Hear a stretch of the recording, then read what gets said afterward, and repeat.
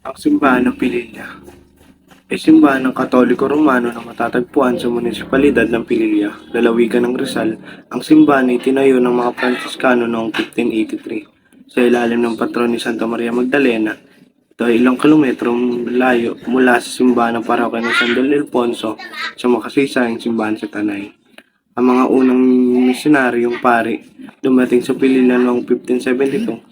Pinagbutas ng mga paring Pransiskano na gumawa ng simbahan at nagawa ng mga katutubong magtayo ng isang gawa sa kawayan at kahoy.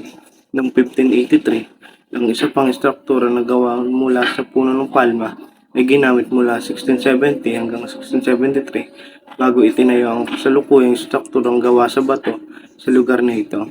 Ang simbahan ng Pililay pang-apat sa pinakalumang simbahan sa Pilipinas. Ang altar at kumbento ay sinayos noong 1848 at isang pagsasaayos ang nangyari mula 1962 hanggang 1972. Ang kasalukuyang struktura na gawa sa adobe ay isang pareho na materyales na ginamit sa iba pang mga simbahan sa Rizal, pati na rin sa Laguna.